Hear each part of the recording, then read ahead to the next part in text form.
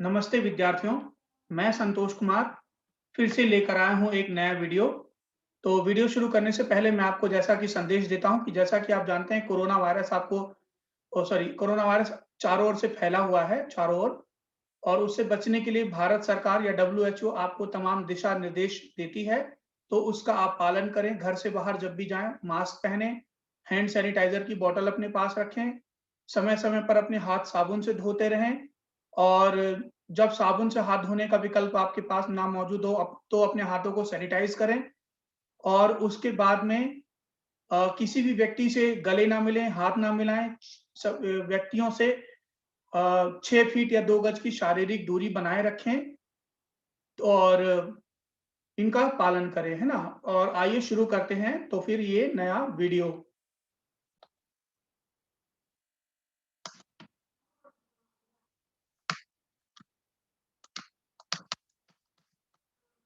तो दोस्तों ये जो वीडियो है देखिए, शुरू करते हैं वीडियो। शिक्षा निदेशालय, राष्ट्रीय राजधानी क्षेत्र दिल्ली, विषय सामाजिक विज्ञान, कार्यपत्रक 24, तिथि 21 दिसंबर 2020, कक्षा 8।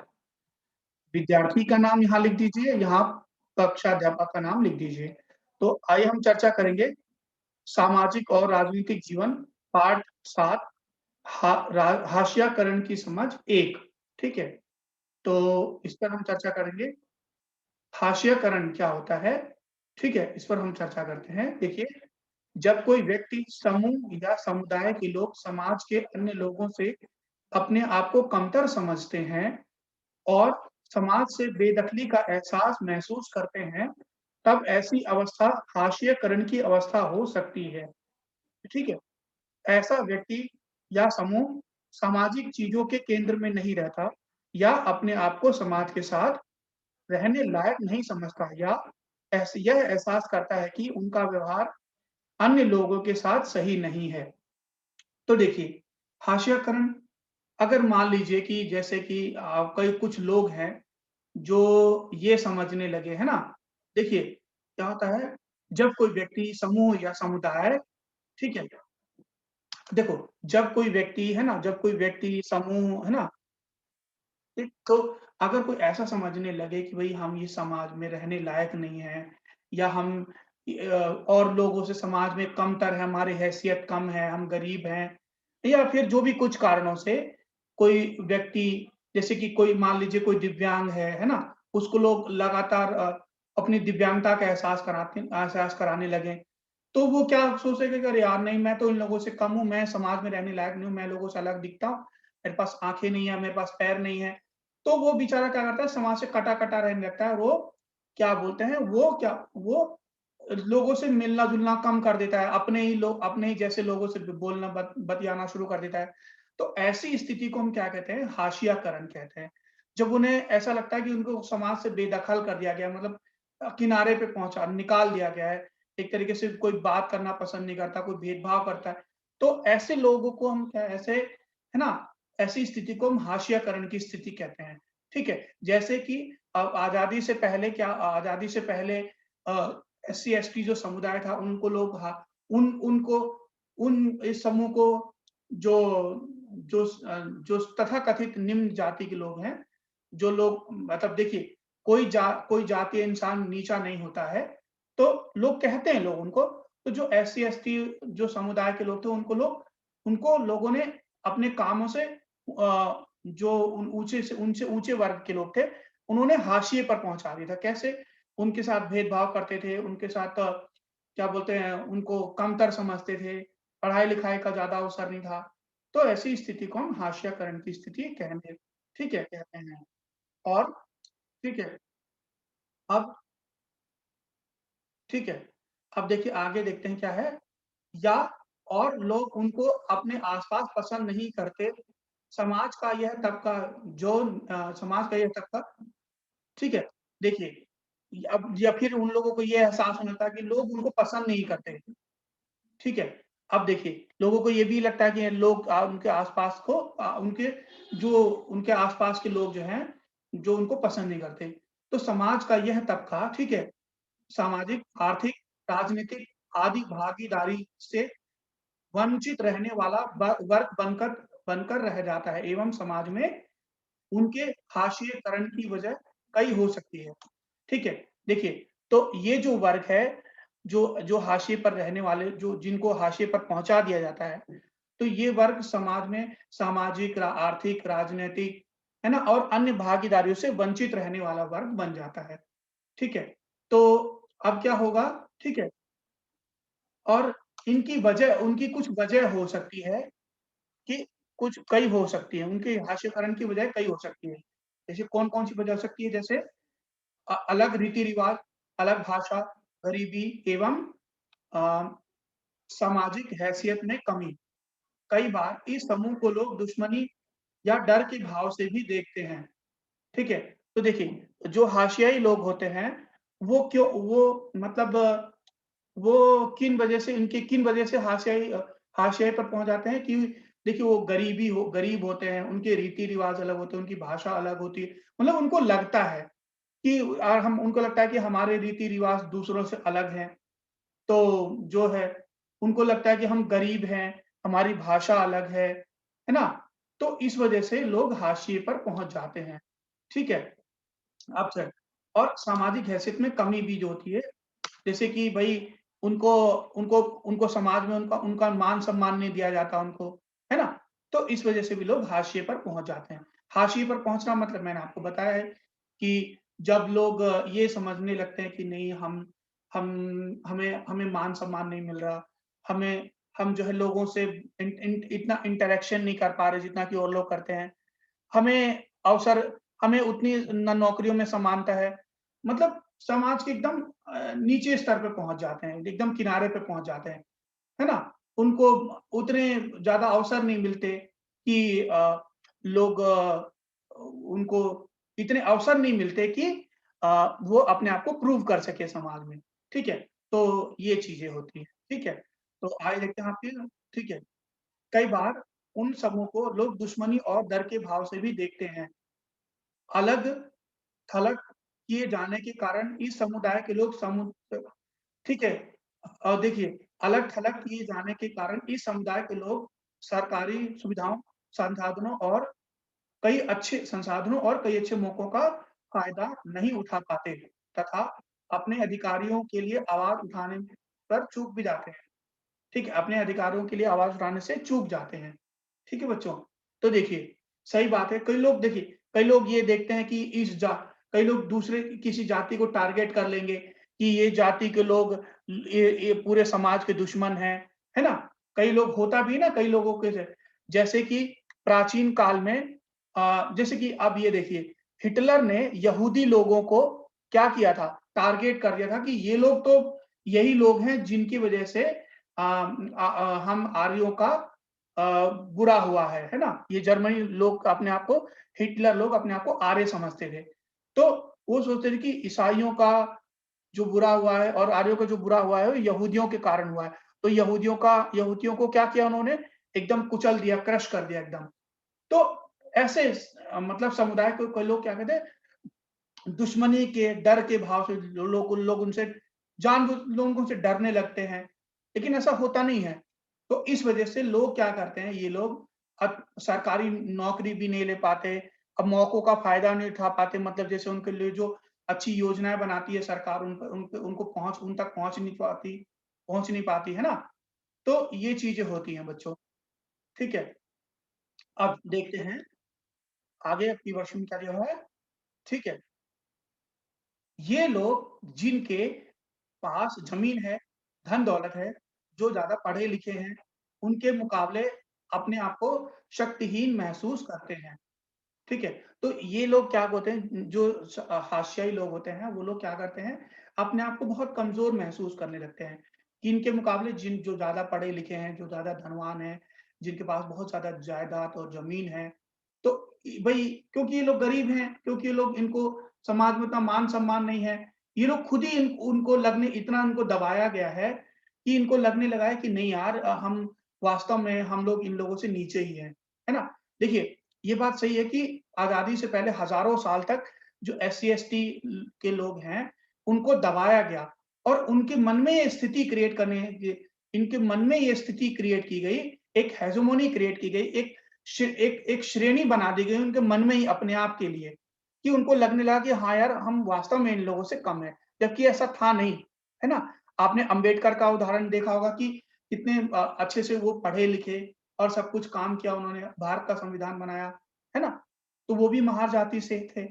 तो एक ज़बरदस्ती दबाव की स्थिति बनाई जाती है इन लोगों के ऊपर, जो लोग हाशिए पर होते हैं। तो देखिए हैं, अब हम चर्चा करेंगे बच्चों आदिवासी आदिवासी। तो ये आदिवासी देखिए, आदिवासी जो समुदाय है, ये भी जो है एक हाशियाईकृत समाज है। मतलब एक जो हाशिए पर पहुँच गए हैं, इस तरह के समाज हैं। ठीक है बच्चों, तो देखिए आदिवासी शब्द, ठीक है? देखिए आदिवासी शब्द का मतलब होता है मूल निवासी, यानी ऐसा समुदाय जो जंगलों के साथ जीते आए हैं और कई जगह आज भी उसी तरह जी रहे हैं।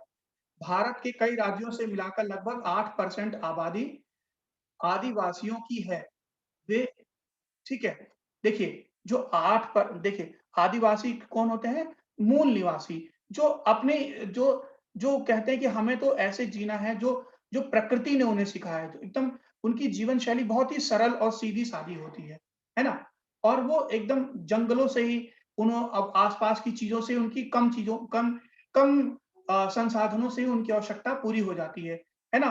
जंगलों की जो जंगलों की संसाधन है, फल-फूल हैं, लकड़ियाँ हैं, उन्हीं से लोग काम चला लेते हैं, है ना?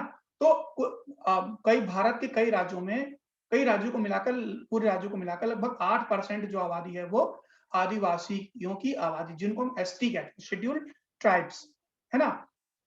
तो ये जो आबादी है, ये क्या करती है? अपने आस-पास की चीज़ों से अपनी आवश्यकताओं की, है ना? पूरी करती है, ठीक है? आदिवासी अपनी अब देखते हैं, ठीक है? आदिवासी अपने पुरखों के गाँव और प्रकृति की उपासना करते हैं। प्रकृति में पर्वत, नदी, पशु आदि को अपना निवास स्थान मानते हैं। हमने किताबों और फ़िल्मों में आदिवासियों के स्वरूप को देखा होगा। वे रंग-बिरंगे कपड़ों ठीक है, देखिए हमने देखिए ठीक है, अब लोगों ने क्या हो गया कि जो आदिवासी लोग हैं, किसकी पूजा करते हैं? प्रकृति की पूजा करते हैं और वहीं उन्हीं को अपना निवास स्थान मानते हैं। प्रकृति मतलब जैसे अपने आपके आस-पास का वातावरण, जैसे नदी, पर्वत, जंगल, है ना? गाँव, खेत, खलिहान, यही सब आपका प्रकृति है, वो प्राकृतिक वातावरण है। ठीक है? तो उन्हीं को ही अपना निवास स्थान भी ये लोग मानते हैं, ठीक है ना? अब देखते हैं, ठीक है। आपने लोगों ने आदिवासियों को देखा होगा, वे रंग-बिरंगे ठीक है। हमने किताबों में और फ़िल्मों में आदिवासियों को देखा होगा, वे रंग-बिरंगे कपड़े पहने, सिर पर मुकुट लगाए दिखाई देते हैं। आदिवासियों के लिए यह धारणा बनी हुई है कि वह आगे नहीं बढ़ना चाहते, बदलाव या नए विचारों से दूर रहना चाहते हैं। उनका जीवन पुराने किस्म का और पिछड़ा हुआ है। आदिवासियों को लोग आज आदिवासियों को आज लोग हाशियाई अ, ठीक है? तो देखिए, सबसे बड़ी बात क्या है कि लोगों के मन में ये धारणा बनी हुई है कि आदिवासी लोग जो है आगे नहीं बढ़ना चाहते। लोग ये बदलाव को स्वीकार नहीं करना चाहते, है ना? और इनका जीवन जो है पुराने किस्म का होता है ना? तो ऐसा लोग सोचते हैं, लेकिन ऐसा है नहीं। कौन चाहेगा कि भई अपने बच्चों को हम पढ़ाएँ-लिखाएँ नहीं, अपने बच्चों के लिए अपनी सुविधाओं का प्रयोग ना करें, है ना? अपने बच्चों के लिए अच्छे-अच्छे स्कूल में ना भेजें, कौन चाहेगा? लेकिन होता है कई बार बच्चों, ठीक है? अब देखते हैं आगे आपके वर्षन में क्या दिया है। आदिवासियों को आज हाशियाए और शक्तिहीन समुदाय के रूप में देखा जाता है। अपनी ज़मीनों से दूर हो जाने के कारण गाँव छोड़कर वे शहरों के उद्योग, है ना? और धंधों में, निर्माण कार्यों में ठीक है, निर्माण ठीक है, तो ये उद्योग धंधों में ठीक निर्माण कार्यों में और कम कीमत पर काम करते हैं। इस तरह और इस तरह ये गरीबी और ठीक है इस तरह वे मजबूरी और गरीबी के जाल में फँसते चले जाते हैं। ठीक है? अब देखिए, तो ये इनको देखिए, ये इनकी इनकी प्रॉब्लम क्या है? इनको देखो, लोग ये मा आज आज भी सही बात है कि आदिवासियों को क्या है, वो शक्तिहीन समुदाय के रूप में देखा जाता है, उनको कमज़ोर माना जाता है। उनको देखो ये ऐसा क्यों है कि उनको आपने अपनी इतिहास की पुस्तक में पढ़ा होगा, पढ़ भी लेना कि उनको जो है क्या होता शुरू-शुरू में अ, जब अंग्रेज आए तो उन्होंने उनको ऐसे-ऐसे कानून बनाए कि वे उनको अपनी ज़मीनें छोड़नी पड़ी, है ना? और उनको क्या होता है कि शहरों में जाकर काम करना पड़ा। और आज भी यहाँ पर आज भी देखिए लोगों को जंगलों को बोलते हैं भई जंगलों को तुम क्या बोलते हैं जंगलों को पेड़ मत काटो, है ना? तो वो लेकिन वो देखिए आदिवासी ऐसा नहीं कि पेड़ धड़ल्ले से काटते हैं, ऐसा नहीं है।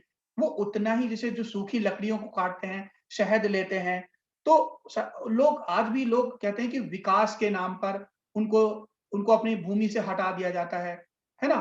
और वन संरक्षण के नाम पर कि भई यहाँ पर सिर्फ़ वन बनाया जाएगा, इसके नाम पर अपनी भूमि से उनको हटा दिया जाता है। जबकि ऐसा करना चाहिए कि उनको भई उन्हीं को वन संरक्षण आप ठीक है, आप वन संरक्षण कर रहे हो, तो उन्हीं को एक-एक घर बना के दे दो, वहीं पर और वहीं पे उनको बोलो कि आप भई आप ही इनकी रक्षा करोगे, पेड़ों की रक्षा करोगे, जंगलों की रक्षा करोगे, संसाधनों की, तो बिल्कुल करेंगे, है ना? तो इस वजह से, है ना? अब देखिए अब देखिए कि ये आदिवासी क्योंकि आदिवासी एकदम अपनी ज़मीनों से दूर हो गए, तो ज़मीनों से दूर होने के कारण उनको शहरों में जाकर काम करना पड़ा, है ना? और किसमें का उद्योग धंधों में लगने पड़ा, है ना? मज़दूरी करनी पड़ी और कम कीमत में वो भी, है ना? तो इस कारण से वे गरीबी, मुफ़लिसी और मजबूरी के जंजाल में एकदम फँसते चले जाते हैं, ठीक है? तो बच्चों ये थी आज की वर्कशीट, एक देखो क्रियाकलाप दिया गया है ना? क्रियाकलाप अपनी समझ के अनुसार एक आदिवासी व्यक्ति का चित्र बनाइए। तो देखो आप आपकी वर्कशीट में भी दिया हुआ है ये चित्र, कि जो कि मैंने लगाया नहीं है यहाँ पर, ठीक है? तो आप अपनी वर्कशीट में दिया हुआ है चित्र, वो ज़रूरी नहीं कि आप वही बनाएँ। आपको जो लगता है आदिवासी कैसे होते हैं, क्या होते हैं, उसका चित्र बनाना है बच्चों, ठीक है? प्रश्न 1 हाशियाकरण किसे कहते हैं? तो देखिए बच्चों कार्य करते हैं इसका आंसर। देखिए, जब कोई व्यक्ति, समूह या समुदाय के लोग समाज के अन्य लोगों से अपने आप को कमतर समझते हैं और समाज से बेदखली का एहसास महसूस करते हैं, तब ऐसी अवस्था हाशियाकरण की स्थिति अवस्था हो सकती है। या फिर ये भी लिख सकते हैं तब ऐसी स्थिति को हाशियाकरण की स्थिति कहते हैं। ये भी लिख सकते हैं आप। जो आपका मन चाहे वो लिख सकते हैं, ठीक है? प्रश्न 2 हाशियाई लोग समाज से अलग-थलग क्यों रहते हैं? ठीक है? तो देखिए बच्चों, हाशियाई लोग समाज से अलग-थलग इसलिए रहते हैं क्योंकि उन्हें लगता है कि उनके आस-पास के लोग उन्हें पसंद नहीं करते या उनके रीति-रिवाज लोगों से अलग हैं अथवा वे अपने को समाज में कमतर समझते हैं या वे समझने लगते हैं कि वे औरों से भिन्न हैं या औरों से क्या है देखिए या वे समझने लगते हैं कि वे औरों से अलग दिखते हैं।